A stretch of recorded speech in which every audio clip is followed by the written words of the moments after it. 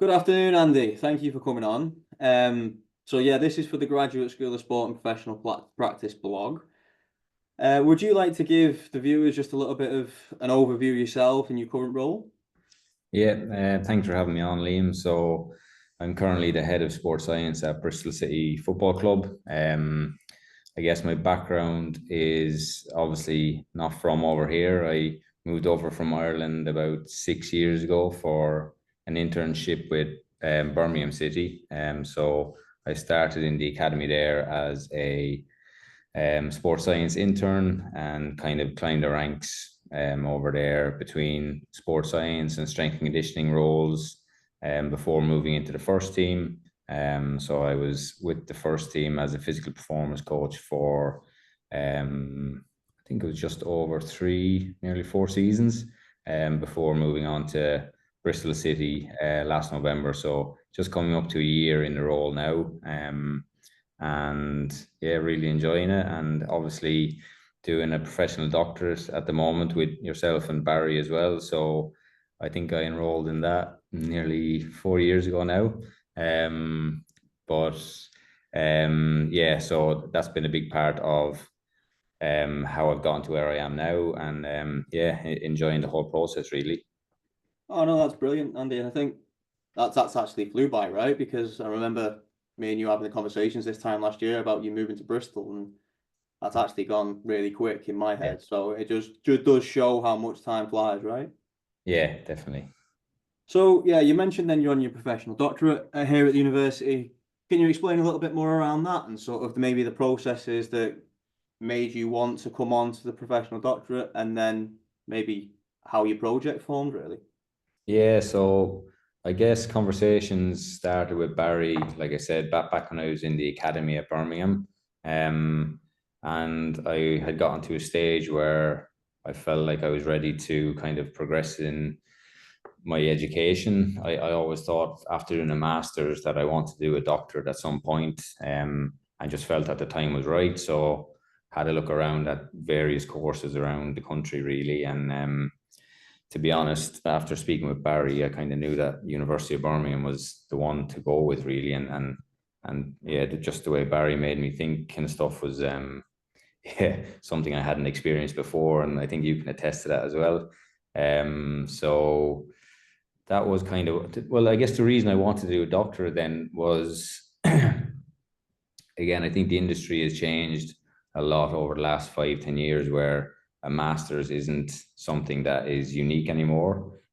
So I wanted to kind of be a step ahead of the curve, really, when it comes to looking at new jobs, and maybe even future proof myself, and maybe look at a career somewhere down the line in lecturing as well, and not have to wait 4 years and do a doctorate after moving on from football, maybe trying to get it done while I'm still in football.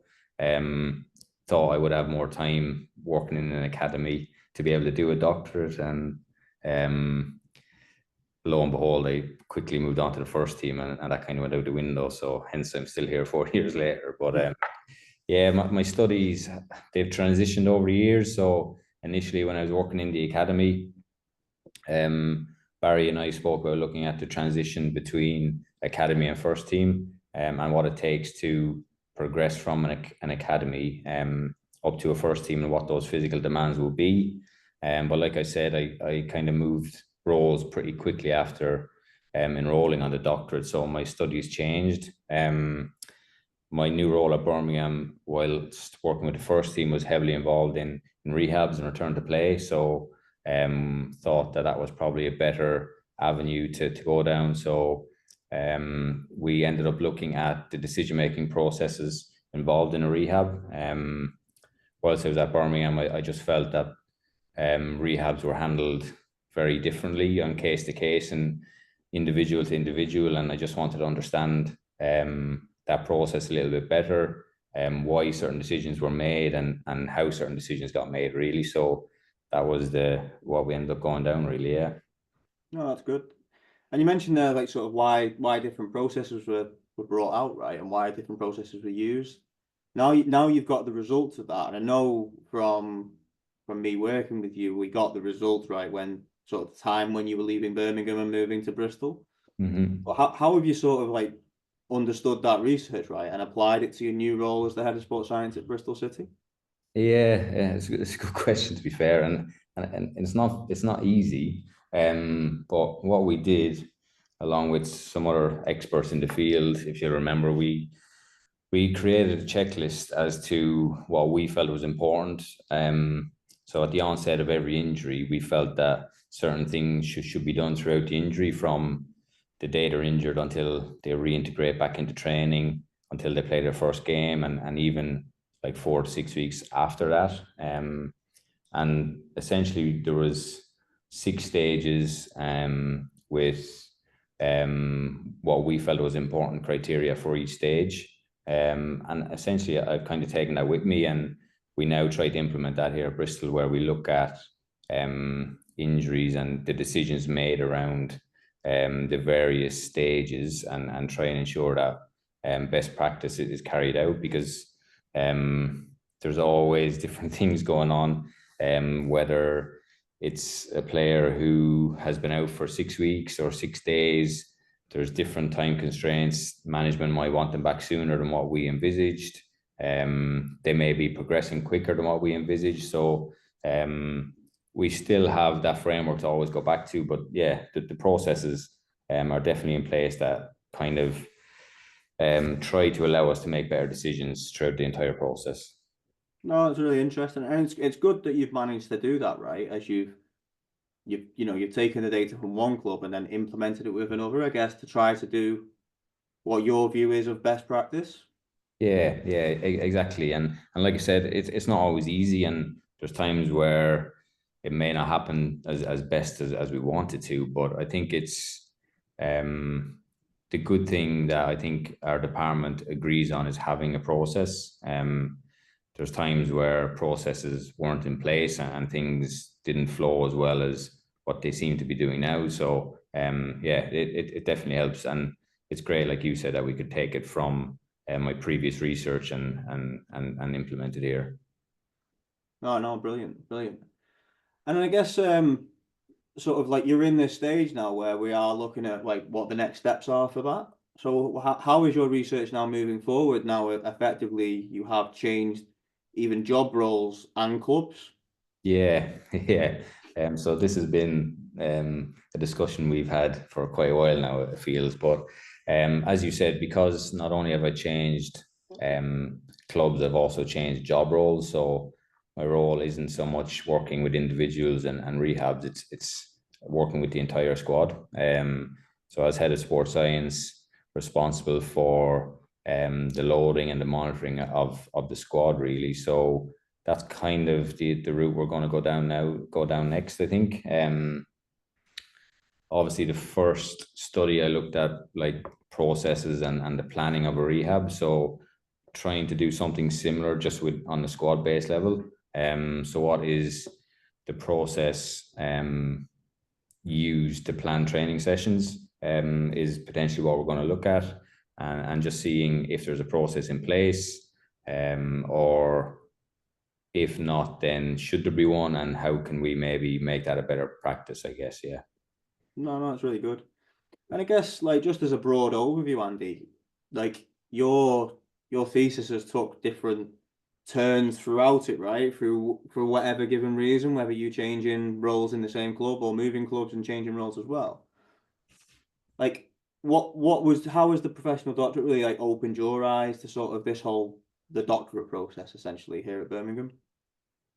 Um, I know it's cliche to be saying it on here, but I just think it's made me better equipped to move clubs and to be open to different environments. I think if I wasn't on this journey, I probably wouldn't have I wouldn't have developed some of the skills that I have. I feel like to be in the role I'm currently in, you need to be open to different ideas. You need to be yeah, just like I said, moving into a new department, that there already was processes in place, and being able to critically analyze, and not in a bad way, but also see the positives in things that are being done.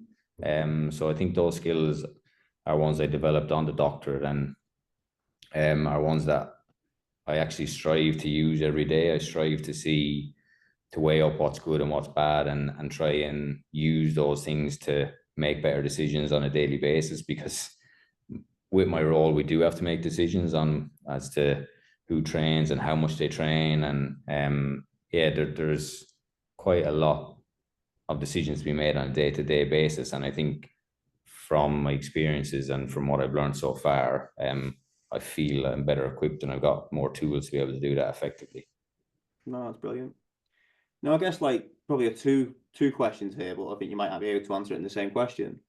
So we've got a new cohort of professional doctorate students started this year. Some of them similar roles to yourself, working in football. And then also there's also people out there that are watching these videos really who might be looking to come onto the professional doctorate in the coming years. Is there any advice that you've got for them in terms of when they're coming onto the doctorate, in terms of how to get started, or maybe thoughts that you were having that maybe have cleared up in the last 3-4 years? That's a good question. I I wasn't very prepared coming into the doctorate at all, really. Like I said, I spoke to Barry about looking at academy footballers and that transition to first team, but really that took quite a while to develop, and um, I wasn't fully decided or dedicated to doing that topic even initially. Um, that wasn't necessarily a bad thing, but if I had been more prepared and knew exactly the route I wanted to take, I probably could have saved some time for myself. Um, Advice, what would I give? Uh, I think that is important though, right? Like getting the right research question for you though. yeah, yeah, I agree, and that's probably what's taken a lot of my time, is because I've moved roles and had different things come up. I've changed a couple of times now, and again, you know this as well as me, that it took me some time to actually decide on what it is I want to do, because I know that unless it's something I'm really interested in, I'm not going to pursue it with any great conviction. So if I can get my mind set on exactly what it is I want to look at, I'm going to be more dedicated to it, and be willing to spend more time on it, because it does take a lot of time. It does take like being able to balance things. And yeah, that's another thing. Just trying to have that skill before you move into the doctorate, being able to balance work and life, and being able to give some time up, really. Yeah, and I think that like what you said there, right, when you need to be interested in to buy into it, and like I think that really resonates with you really, because something that the all this is doing is all helping you within your role, and it's helping processes within your club, and it's stuff that you can put in your toolbox, right, and take with you. Yeah, So that in my head, right, that's what I feel like gets you moving. yeah, yeah. And when you see impact on the club, right, and the club wide processes and things that you're doing, that's what really motivates you. Yeah, 100%. I think earlier, one of the questions you asked earlier as to why I did it was, my answer was to future proof myself, to make myself a better practitioner, and that's exactly it. I know what I'm researching is going to make me better at what I do, is going to make my practices day to day better. And ultimately that is why I'm on this journey, is to become better and to develop. And I think I'm on the right track. No, definitely moving forward, Andy. Definitely moving forward, mate. I guess just the last one to round it off where I interrupted you. Just any advice for people coming on? Just embrace it all, really. Be open to learning, be open to the advice that you guys give, because yeah, as you said, or as I've just mentioned, it's made my day-to-day life, it's made my day-to-day practice better, because I use the skills that I've learned from yourself and Barry and the other guys on the course. It's yeah, just be open, and and try and make the most of it, because I guess when I finish, I'll probably miss some of those bits and pieces, some of those conversations as to well, how could I have done this better, or picking your guys' brains. Like it's definitely really useful. You know where we are. Yeah, that's true. That could be dangerous. All right, Andy. Really appreciate you coming on. Thank you very much, mate. Appreciate No that. problem. Cheers, Liam. Speak soon. Bye.